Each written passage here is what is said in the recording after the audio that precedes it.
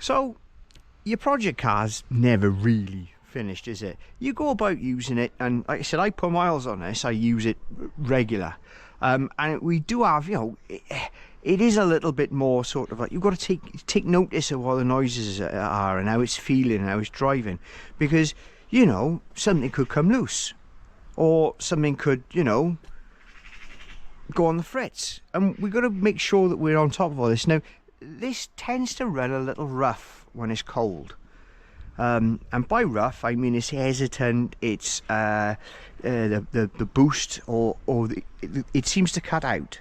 Now, bearing in mind that we've got an upgraded boost controller and a few other bits and pieces, and you know, I'm aware that it could be a number of things, but the codes are squeaky clean, you know, and it could be the fact that we're running a 20-odd-year-old ECU. Maybe there's a I don't know.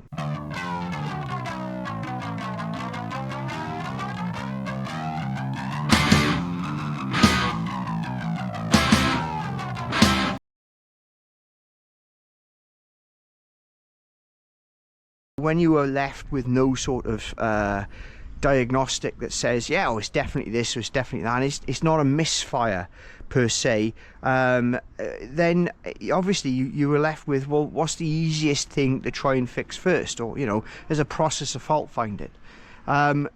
Because then you turn around and think, well, perhaps I should throw parts at it, which is what we're going to do. Being as we've recently changed the plugs, all the servicing's done, everything else, there's nothing on diagnostics. What's next in the line? Well, it's the coil packs. Now, the coil packs on it are not indicate, or the diagnostics are not indicating there is a fault. Okay? However, it definitely feels like a miss. Now, it could be it could be a boost thing, or it could be ignition. It could even be an injector thing. You know, but we work our way up, because the thing is with it is coil packs pretty easy to get to, pretty easy to change. The next thing I look at is there an opportunity to upgrade? Always, because for an extra couple of quid, if you can get an upgrade, well, why wouldn't you? It doesn't make sense not to.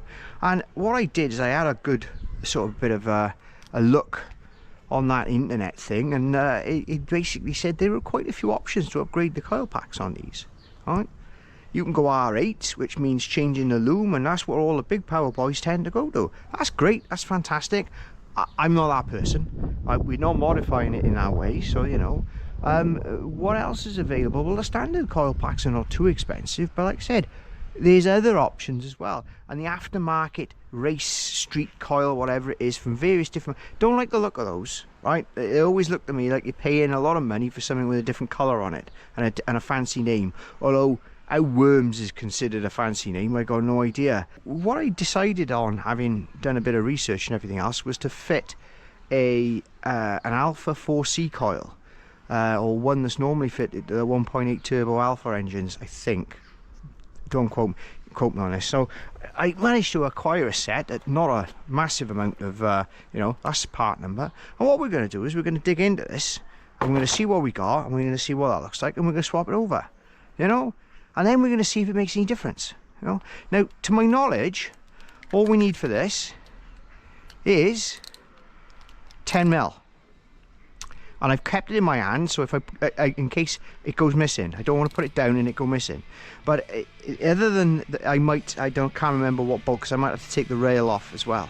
And but we'll see now when we get into this. So I'm gonna start stripping all this and getting those coils out there, and we'll take a look.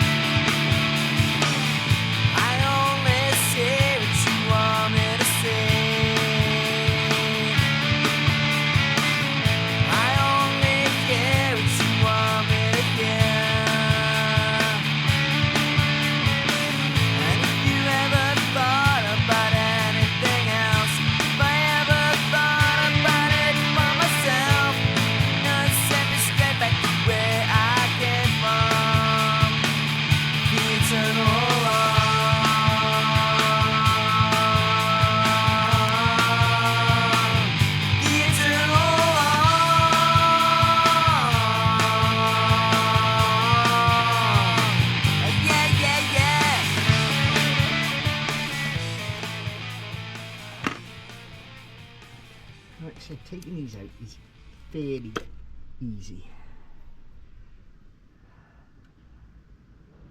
Wasn't expecting that. Get some silicone down there, I think. That's interesting.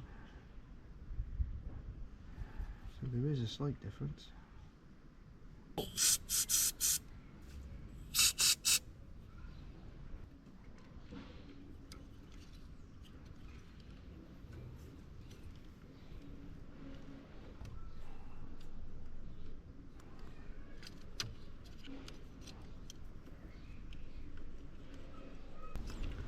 Right, because these are a slightly different length, and obviously we're pushing against something here, I need to make sure that this is actually working properly. So what we're going to do is we're going to bolt this down and we're going to run this just like this.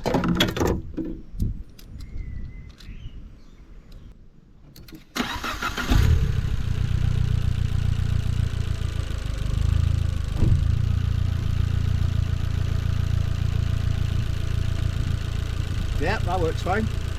So that appears to be running absolutely fine. There are no codes on the system and everything appears to be great.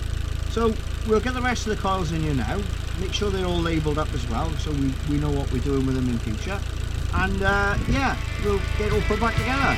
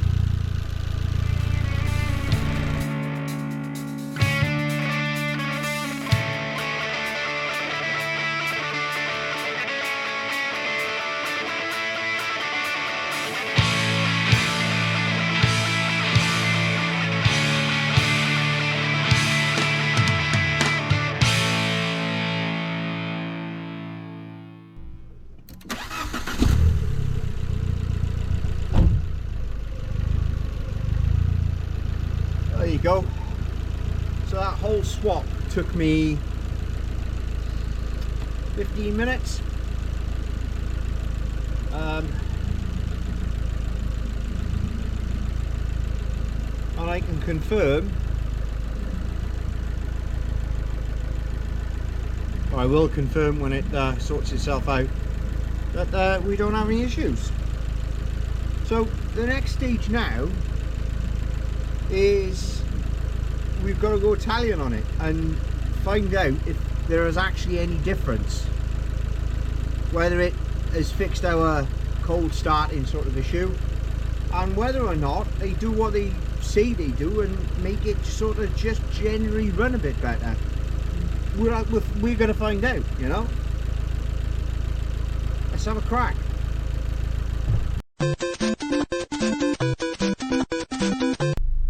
I don't know how good the sound's going to be because I haven't got the old mic on. We're only running off that. Now normally it's not too bad, but when we did the track day it was actually horrendous, so you might lose it. So I think what we're going to do, we're just going to give it a bit of a run. You'll have to judge by my face, because according to that you don't appear to be getting any boost. We'll find out in a minute. It is a little less juddery. It seems to sound different as well. I think that's in my head though.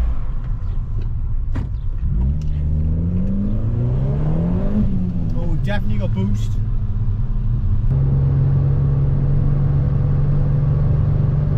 Wow, it's pulling strong.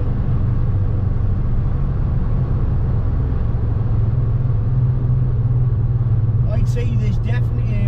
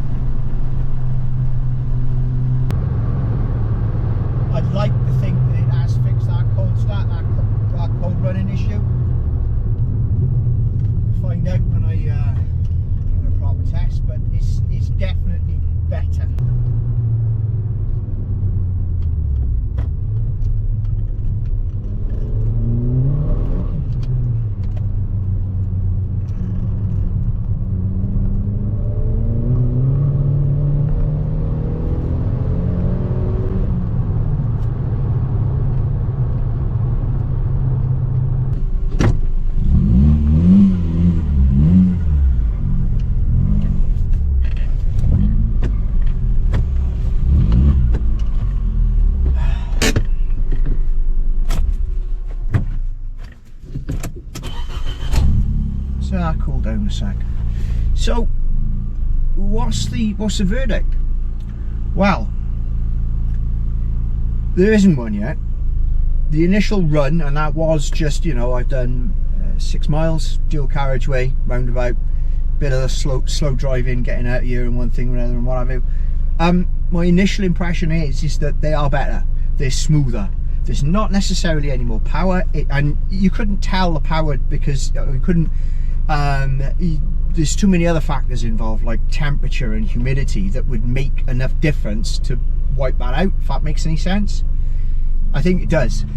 So like I said, my initial impressions is that it's smoother, it's slightly more stable. I didn't get any juddering, I didn't get any raspiness that you get at certain, you know, it didn't feel as if it was trying to, I don't know, it just felt better, and it just felt more stable. I think that when we do this from cold, so in other words 7 o'clock in the morning when I get in it and go to work in it, that'll be the test, because if it bops up the hill like it normally does, then we'll know whether this has made any big difference to what we were trying to fix. What I want to do is, initially I'd say yes, this is a great idea. If you're replacing faulty coils, I would go this way, because if you're replacing one faulty coil, 9 times out of 10 the others are not going to be far behind it, so I would replace all 4, and then you're taking all of that out of the equation. If I was to be replacing coils on your standard Abarth or whatever it is, I'd go with these, because they definitely made a difference in that run up there. They feel a lot better, whether it's new for old or old for new, new for old. I couldn't tell it. All I know is that these coils seem to just generally run better. Don't go out of your way to upgrade without, you know, if you want to change your coils for standard, I'd fit these. If you wanted to upgrade and you're doing it without faulty coils, I wouldn't worry about it until you actually get a fault. We'll see how this goes now, and we'll see how it goes. We'll do we'll revisit this in a bit of time when I put another couple of 100 miles on it, because all the videos I've seen of people who've done all this, and all the information I found of people who've done all this, they'll go out, give you an initial run and go, yeah, it's loads better. Well, it was.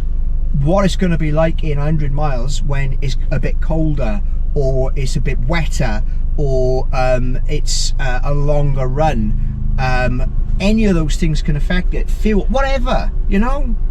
So we're going to get some data over the next 500 miles, 1,000 miles, and we're going to come back to you and tell you for definite. But initially, good. Would recommend. Right, catch you on the flip side. It's alright, that.